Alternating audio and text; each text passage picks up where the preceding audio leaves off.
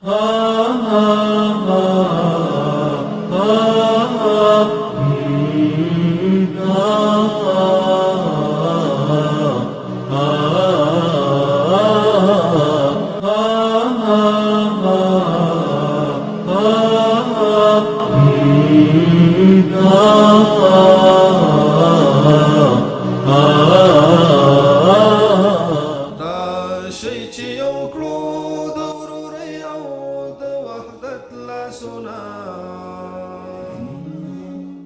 دې پروګرام په دې دویمه حصه کې موږ تاسو ته هرکلی وایو.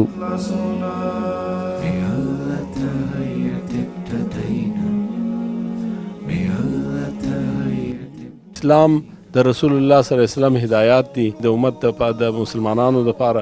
د الله رب العالمین حق په خپلو بندګانو څه دی؟ ان یعبدوه، چې دوی به د یو الله رب العالمین عبادت کوي.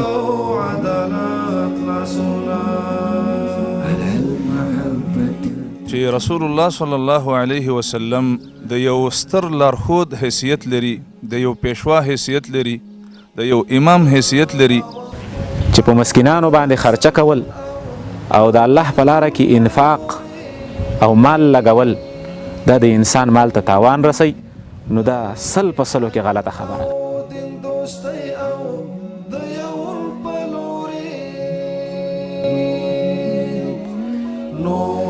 رسول الله صلی الله علیه وسلم په دې سیرت بیانولو باندې یقینا زمونږ دا خبرې ښایسته شوې. د الله رب العالمین دپاره چا سره مینه کول یا د چا سره بغض او کینه کول، نو دغه چې کوم دی دا د ایمان خوند دغه سړی څه کړی شي.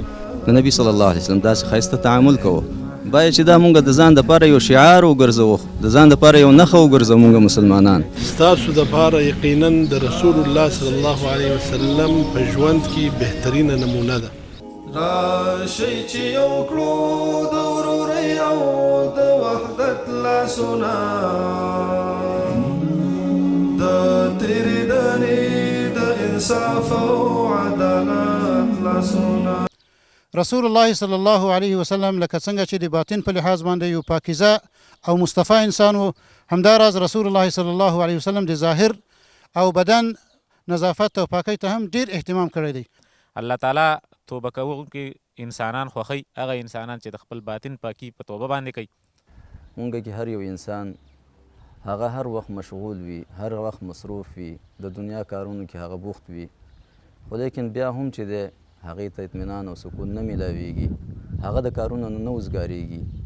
آیا مونږ په دې کې کله او د هغو د حقوقو څخه اهم حق یې دا دی، هغه اولین حق یې دا دی چې مسلمانان د رسول الله صلی الله علیه وسلم باندې ایمان راوړي.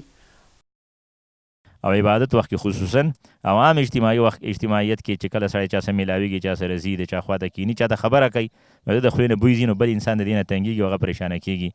الحمدلله وحده والصلاة والسلام علی من لا نبی بعده. اما بعد،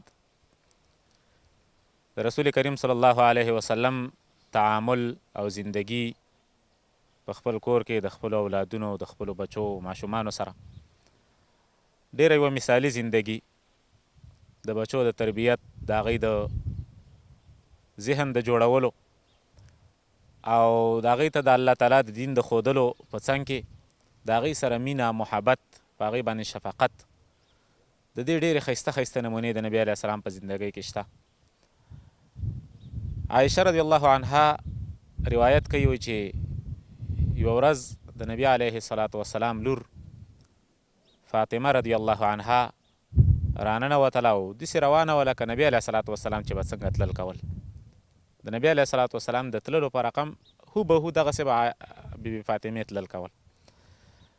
نو هغه راله، نبي علیه السلام هغې ته ستړي مشي وکړه، ویل مرحبا بابنتي، لورې په خیر رالې. او بیا یې هغه راوغوښتله، خپل ښی څنګ ته یې کېنوله. نو عایشه رضی الله عنها فرمایي چې نبی علیه السلام هغې ته پټه یوه خبره وکړه. نو هغې وژړل. عایشه رضی الله عنها وایي زما په ذهن کې دا خبره راله چې دا څنګه ولې په ژړا شوه ده. خو بیا وایي نبی علیه السلام هغې ته پټه یوه بله خبره وکړه. نو هغې وخندل. زما تعجب وشو چې خوشحالي او غم، خفخان او خندا دا په دغه وخت کې څومره نږدې نږدې راغله د تعجب خبره وه. نو ما د بیبي فاطمې رضی الله عنها نه د دې په باره کې تپوس وکړو. هغې وویلې چې د رسول الله صلی الله علیه وسلم راز دا زه چاته نه ښکاره کومه. نو کله چې نبی علیه الصلاة وسلام وفات شو نو د هغې نه وروستو عایشه رضی الله عنها وایي چې ما د بیبي فاطمې نه تپوس وکړه د دې په باره کې. نو هغې وفرمایل چې نبی علیه الصلاة وسلام ما ته اول دا وویله چې جبریل علیه الصلاة وسلام به هر کال راته او زما سره به قرآن کریم عرض کاوه یو کرت. خو څه کال نه جبریل علیه الصلاة وسلام راغی او زما سره د قرآن کریم 2 ځله تکرار کړ. نو د دې نه زما دا خیال راځي چې زما اجل او د دنیا نه زما رخصتېدل نږدې شوي دي او زما د وفات نه وروسته به زما په اهل بیتو کې د ټولو نه اولنی انسان چې ته زما سره ملاقات کېږي او زما خواته راځي هغه به تی. نو بی فاطمه وایي چې په دې باندې ما وجړل او خفه شومه په دې. یو بیا نبی علیه الصلاة وسلام ما ته وفرمایل چې ایا ستا دپاره دا کافي نه ده چې ته سیدة نساء اهل الجنه او سیدة نساء المؤمنین، ته د جنتي زنانو سردار او مشره جوړه شي او ته د مؤمنانو د زنانو سردار او مشره جوړه شي. نو په دې باندې زه خوشحاله شوم او د هغې په وجه باندې ما وخندل د خوشحالۍ نه. نبی علیه الصلاة وسلام به ډېر لطف او مهرباني کوله د خپلو بچو سره. لکه د یو پلار په حیثیت باندې نبی علیه الصلاة وسلام هغې ته ډېره مینه او محبت ورکاو. د هغې دپاره نبی علیه الصلاة وسلام ښایسته ښایسته نومونه ښکلي ښکلي نومونه دا به انتخابول. د غوره روایت مطابق د نبی علیه الصلاة وسلام 3 زامن په هغې کې یو عبدالله او طاهر او قاسم دا دواړه یو دي او دا رقم ابراهیم. د دې نه علاوه نبی علیه الصلاة وسلام خپلو نوسو له ډېر ښایسته ښایسته نومونه. کله چې حسین رضی الله عنه حسن رضی الله عنه پیدا شو نو علي رضی الله عنه د دې روایت کوي وایي چې ما د خپل زوی له حرب نوم کېښوده. کله چې پیدا شو نو ما وله حرب نوم کېښوده. د علي رضی الله عنه ډېر شجاع او بهادر او دلاوره انسان او په ډېرو جنګونو کې ډېرې کارنامې شوي دي او کړي دي. نو د خپل زوی له حرب نوم کېښوده. نو نبی علیه الصلاة وسلام چې راغی ویې فرمایل چې ارونی ابني، ما ته مې دا خپل بچی راوښی ماذا سمیتموه، څه نوم مو له ایښودی دی؟ ما ورته وویل چې یا رسول الله حرب نوم مو له ایښودی دی. نو نبی علیه الصلاة وسلام وفرمایل چې بل هو حسن، دی حسن دی، حسن نوم وله کېده. بیا چې کله حسین رضی الله عنه پیدا شو نو ما هغه له حرب نوم کېښوده. نو نبی علیه الصلاة وسلام راغی ویل چې ارونی ابني، دا زما بچی ما ته راوښایې څه نوم مو له ایښودی دی؟ ما وویل چې حرب نوم مو له ایښودی دی الله پیغمبره. نبی علیه الصلاة وسلام وفرمایل چې بل هو حسین، بلکې دا حسین دی، حسین نوم یې وله کېښوده ښایسته. بیا وایي بل زوی زما پیدا شو نو ما هغه له دا حرب نوم کېښوده. نو نبی علیه السلام چې راغی ویل چې دا زما بچی ما ته راوښایې څه نوم مو له ایښودی؟ ما ویل چې حرب نوم مو له ایښودی دی. نو نبی علیه الصلاة وسلام وفرمایل چې دا محسن دی، محسن نوم وله کېده. او ویې فرمایل چې دا ما د هارون علیه الصلاة وسلام د بچو په رقم نومونه دی وله کېښوده چې د هغه د بچو نوم شبر او شبیر او مشبر دا نومونه یې پېښودلي وو. دغسې ما هم په دې وزن او په صحیح طریقه باندې د خپلو نوسو له دا نومونه انتخاب کړو.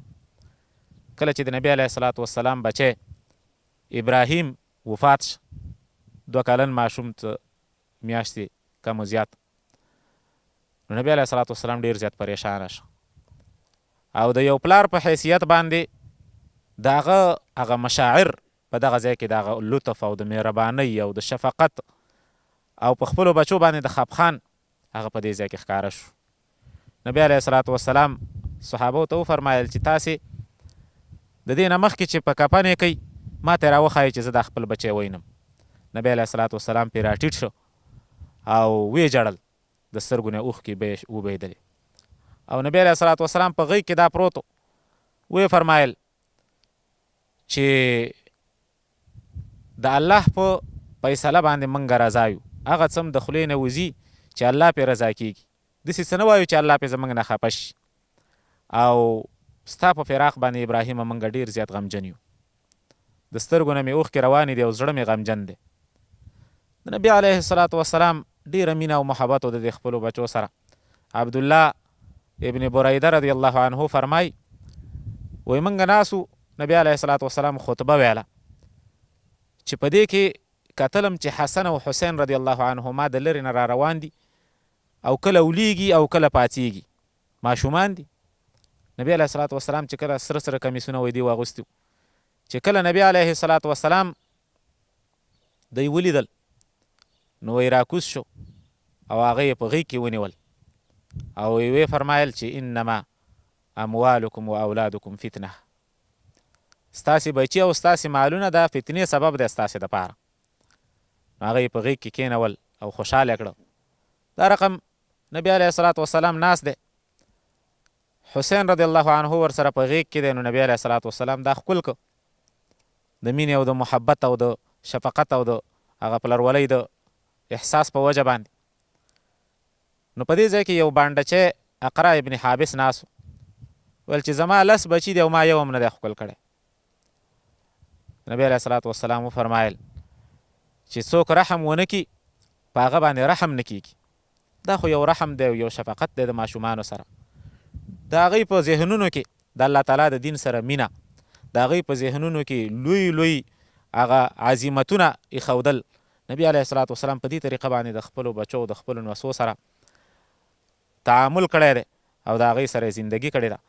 ډېره ښکلې زندګي چې په هغې کې زموږ دپاره د اقتدا ښایسته نمونه شته دی چې خپل بچي موږ په مینه او په محبت او د الله د دین سره په مینه، د الله د کتاب سره په مینه، د الله د پیغمبر سره په مینه باندې تربیت کو او ویروزو. په دې باندې د هغوی په اخلاقو د هغوی په آینده زندګۍ باندې ډېر ښایسته اثر کېږي. الله دې نبوي اخلاق زموږ او ستاسې په زندګۍ کې راولي. واخر دعوانا ان الحمد لله رب العالمین. نبی صلی الله علیه وسلم فرمای کلکم راع و کلکم مسئول عن رعیته.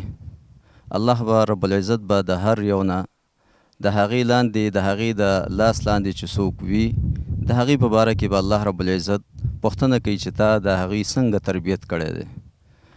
نبی صلی الله علیه وسلم لکه څنګه چې شیخ صاحب بیان کړه ډېر ښه تربیت به کو د خپل اولادو او د خپل نسو به چې دی ډېر ښه تربیت به یې کولو.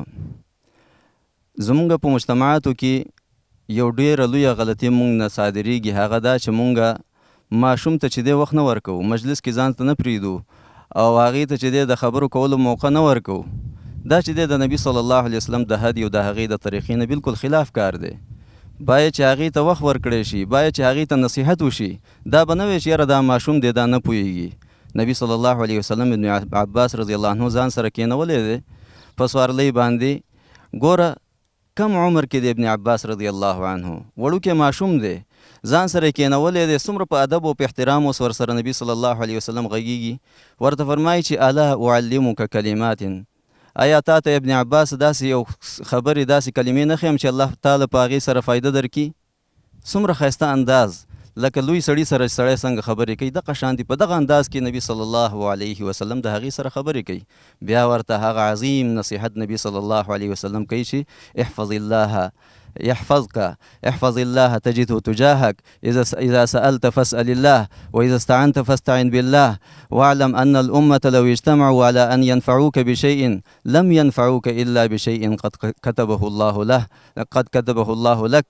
هغه نصیحت ورته کوي چې ګوره ته الله چې دی همیشه یاد ساته، الله به تا سره وي او الله نه چې دی ته همیشه غواړه او په دې باندې ته پوه شه چې دا ټول امت که چېرته جمع شي تا ته هیڅ قسم ته نقصان نشي رسولی مګر هغه شی به تا ته رسیږي چې کوم شی تا ته الله رب العزت لیکلی وي. نو داسې نبی صلی الله علیه وسلم به ماشوم ته داسې یو اهمیت به ورکوم. دغه وجه وه چې ابن عباس رضی الله عنه د نبی صلی الله علیه وسلم د تربیت وجه وه چې څومره یو عظیم د دې امت دپاره یو بحر د علم یو بحر وګرځېدو. هغه راشئ چې یو کړو د ورورۍ او د وحدت لاسونه، راشئ چې یو کړو د ورورۍ او د وحدت لاسونه. الحمد لله رب العالمين والصلاة والسلام على سيد الأنبياء والمرسلين وعلى آله وصحبه ومن تبعهم إلى يوم الدين. زما عزتمندو مسلمانانو رونو، په دې عالم کې قسمه قسم ګناهونه کیږي او د ګناهونو ډیر اقسام دي، خو په دې مخ د ځمکه د ټولو نه لویه ګناه هغه شرک دی.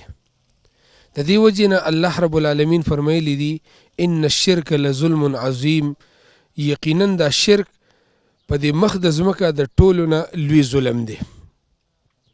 زما عزتمندو د شرک ډیر قسمونه دي. زموږ د عامو خلکو په ذهن کې دا خبره ده یعنی صرف یو د بت عبادت کول دا شرک دی، نه بلکې د شرک ډیر قسمونه دي. د الله رب العالمین سره په ذات کې یا په صفاتو کې څوک شریک کول دا شرک دی. هغه که پیغمبر دی شریک، که ولی دی شریک، که قبر دی شریک، که هر څوک دی د الله رب العالمین سره شریک دی ته شرک وي. تر دې پورې چې نبی کریم صلی الله علیه وسلم ته سړي ویل چې ما شاء الله وشئت، هغه کار چې الله رب العالمین یې وغواړي او تی وغواړي هغه کیږي. نبی کریم صلی الله علیه وسلم ورته وفرمایل قد جعلتنی لله ندا، یقینا تا زه د الله رب العالمین شریک کړم.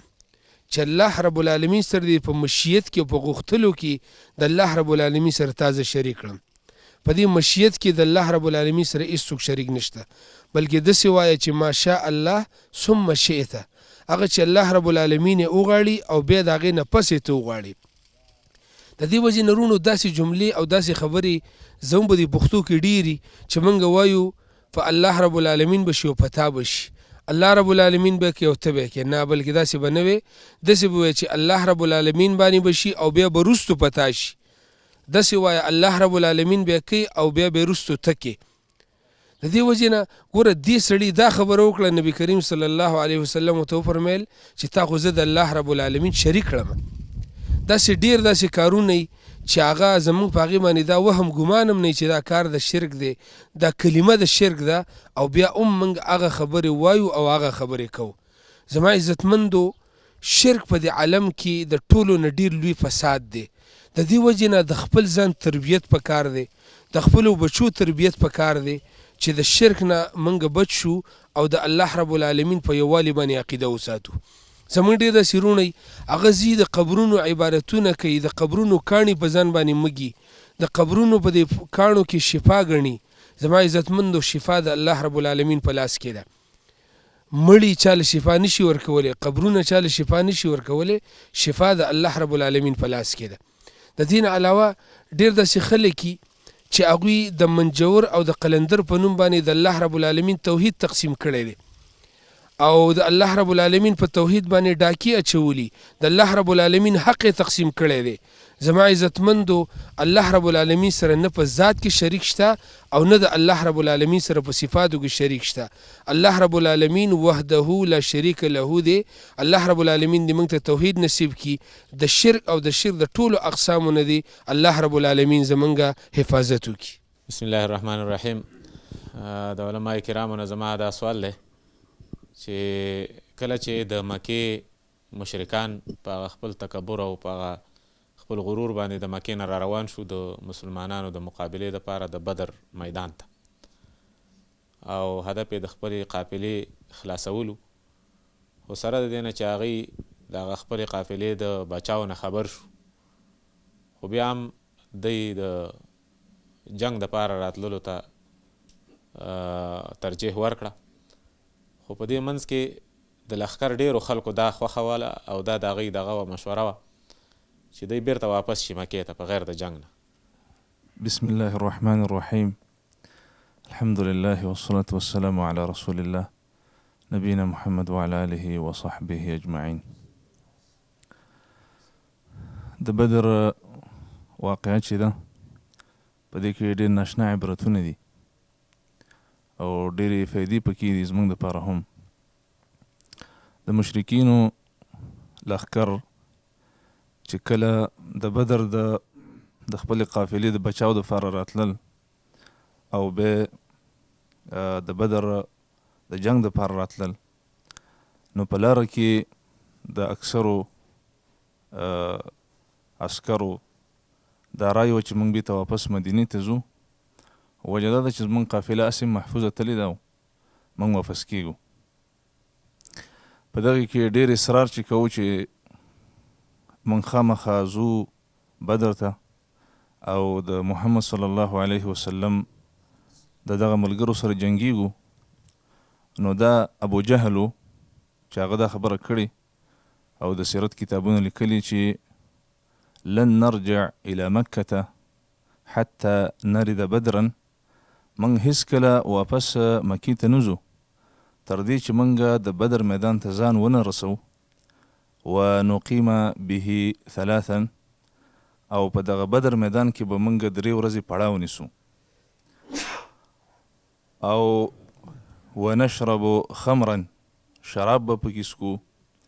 او دا کمې وینځې چې موږ سره روانې دي دا به موږ ته دلته سازو سامان سرود دا به راته وایي. وایي تر دې پورې چې حتی یسمع بنا العرب، چې عرب زمونږ دا دبدبه واوري او زمونږ دا هیبت په دې باندې پوه شي، نو یهابوننا ابدا، بیا به همیشه دا خلک زمونږ نه یېرېږي. همدغسې وشوه چې دوی د بدر میدان ته راورسېدل. نو الله سبحانه وتعالی دوی هلاک کړل چې د هغې تفصیل د سیرت په کتابونو کې راغلی. خو دلته به موږ دې ته اشاره وکړو چې دلته د فوج دا رای د نظامي لحاظ نه درسته وه. وجه دا ده چې د بدر د جنګ دپاره د دې هېڅ ترتیب نه و. د بدر د غزوه چې واقع کېږي دی خو اصل کې د خپل قافلې د بچاو دپاره راځي. خو هغه مقوله ده چې اذا كان الغراب دلیل قوم سيهديهم سبیل الهالکین، کله چې د یو قوم مشر هغه قارغه وي نو خامخا به د قوم د هلاکت کندې ته ګزار کړي. همداسې وشو چې دی بدر ته رال او د صحابه کرامو په لاس باندې الله سبحانه وتعالی دی هلاک کړل، تر دې چې د ابو جهل خپل هم پکې هلاک شه، په دغه ځای کې مردار شه. نو عبدالله بن مسعود د دې سینې ته ور وخته او دا سر یې ترنه غوسه و. نو دا ورته وایي چې یا روی الغنم، ای چوپانه ته خو داسې اوچت ځای ته راوختلې چې دې ته څوک نه دي راختلی. خو دونه ده چې محمد صلی الله علیه وسلم ته دا خبره وکړه چې ابو جهل د مرګ په وخت کې هم د تا سره همغسې دښمني وه، همغسې عداوت یې در سره و. نو که موږ هسې تقابلي جایزه واخلو نو په دې کې د مشرکینو قائد ابو جهل او د موحدینو د صحابه کرامو قائد محمد مصطفی علیه الصلاة والسلام و. نو د جهل او د ناپوهي اول خدا و چې د په خپل رای باندې اصرار کو بغیر د مشورې نه، یو استبدادي رای لرله. او رسول الله صلی الله علیه وسلم د خپلو ملګرو سره مشوره کوي. بله دا ده چې دا څومره په تکبر را روان دی چې موږ به په بدر کې داسې کار کوو او موږ به 3 ورځې اوسېږو، موږ به پکې شراب څکو، موږ به پکې دا وینځې ګډوو، په داسې تکبر باندې. او د صحابه کرامو قائد محمد مصطفی علیه الصلاة والسلام د هغه واقعات خو ډېر مشهور دي، خو هغه چې هغه د شپې په قیام باندې ولاړ دی د یو ونې لاندې. علي رضی الله عنه فرمای چې ما رسول الله صلی الله علیه وسلم ولیده، موږ ټول وده وو، ملګري ستړي وو، خو رسول الله صلی الله علیه وسلم تحت شجرة یصلي ویبکي حتی اصبح. رسول الله صلی الله علیه وسلم د شپې په قیام ولاړ دی او په قیام کې جاړي تر دې چې سار شي. نو موږ ته د دې واقع نه دا خبره او دا فایده راوځي چې خصوصا کله سړی یو هدف ته ځان رسوي او خصوصا یو دیني هدفي، نو د مخکې نه د هغې دپاره یو نقشه، مخکې نه د هغې دپاره یو ترتیب دا ضروري دی. نو د دې واقعې څخه دا کوم ملګري محترم مولانا صاحب چې کوم پیش کړه، د دې څه نور مقاصد هم راوځي چې انسان به تکبر نه کوي، ځکه چې الله اکبر، الله چې دی هغه لوی دی، نور به څوک داسې تکبر نه کوي چې زه فاتح په شکل باندې به ځان نه پیشي. او دویم دا دی چې رجوع الله به لري، چې څوک نصرت غواړي د الله طرف ته به رجوع کوي. لکه د چې دا کم مثال پیش کړي چې رسول الله صلی الله علیه وسلم په داسې حالت کې و چې د جنگ په حالت کې او بیا هم د در رجوع به الله ته و او د الله نصرت به غوښتي، د الله مدد به غوښتي. په اوسني اوقاتو کې هم که موږ د الله نصرت وغواړو او تکبر د ځان څخه لرې کو او الله ته رجوع وکړو، د الله و دین ته رجوع وکړو، الله رب العالمین به زموږ هم نصرت وکړي. دا کم حالات چې موجوده حالات دي، د دې حالاتو هم واحد حل دغه دی چې موږ د الله و طرف ته رجوع وکړو او موږ د الله دین په خپلو ځانو کې راولو، د رسول الله سنت په خپلو ځانو کې راولو. الله به انشاءالله زموږ مدد کوي، زموږ نصرت به کوي. سره د دې نه چې رسول الله صلی الله علیه وسلم په زندګۍ کې به داسې غټ مشکل نه وي چې انسانان هغه ته مشکل وایي او هغه د رسول الله صلی الله علیه وسلم ته نه یې راغلی. لکه مثال طور او ځکه یو د اخروي ژوند دی او د مرګ بعد ژوند دی، هغه ابدي ابدا ژوند دی. رسول الله صلی الله علیه وسلم د مکې څخه ایستی نو رسول الله صلی الله علیه وسلم مخ ورته راواړوي او ورته ویل چې مکې ته خطاب وکړي، ورته ویل چې والله انک لاحب البلاد الی، زما دې په الله قسم چې ته ماته تر ټولو محبوب ترینه ښار یې. د پلانی سړي حدیقه او د هغه باغچه، د هغه د کروندې ځای دا اوبکه چې نبی صلی الله علیه وسلم د شورونه مونږ تاسو ته ټولو ته پته ده، شورونه نبی صلی الله علیه وسلم دغسې په تکالیفو کې په مشکلاتو کې وخت تیر کړی دی. نبی صلی الله علیه وسلم پیدایش نه مخکې د هغې پلار چې دی وفات کیږي، بیا د هغې تره وفات کیږي، بیا د هغې نکي وفات کیږي د نبی صلی الله علیه وسلم. على المحبة التقينا بيالتها ابتدينا راشي چې یو کړو د ورورۍ او د وحدت لاسونه، د تېرېدنې د انصاف او عدالت لاسونه بيالتها ابتدينا بيالتها ابتدينا راشي چې یو کړو د ورورۍ او د وحدت لاسونه، د تېرېدنې د انصاف او عدالت لاسونه